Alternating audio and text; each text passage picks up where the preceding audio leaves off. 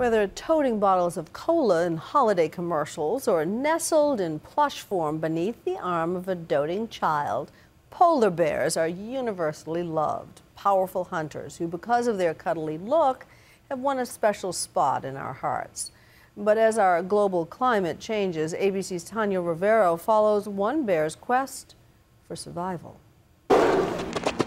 Polar bears are among the Earth's most magnificent creatures, the top of the Arctic food chain. There are only a handful of truly iconic species on this planet, and polar bears are one of them. They are absolutely extraordinary at what they do. Hunt and kill. But times are tough for these ferocious rulers of the ice. Meet Ice Bear. At 3 years old, he's a teenager in polar bear years, setting out on his first summer alone.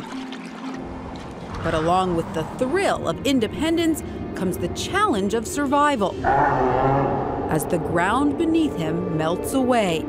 Last year, the extent of sea ice lost during the summer was the greatest ever recorded. How could his mother possibly have prepared him for such a drastic change in his environment? Ice Bear needs to eat at least 40 seals to make it through the long summer months, when polar bears go into a state of semi-hibernation.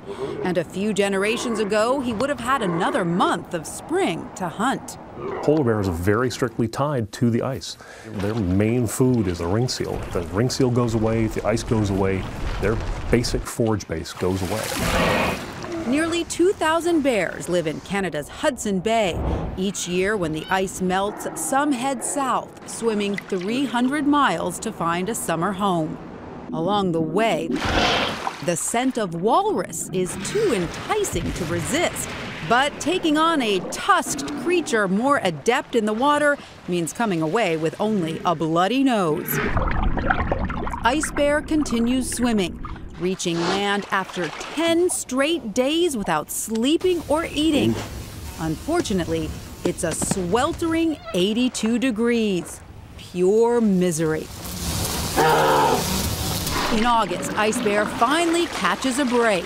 A herd of walrus exhausted from binging on clams.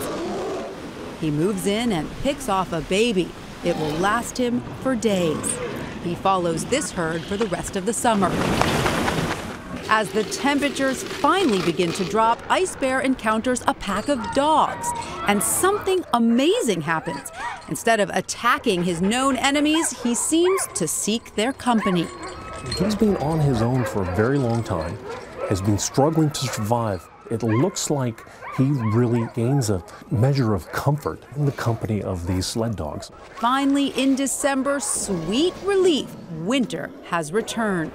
Ice Bear has survived the long, hot summer on land, one of the longest on record. The polar bears serve as the apex predator, and their function is to control and to balance that system. So as the polar bear populations become stressed, it's kind of an indication that the system itself is stressed.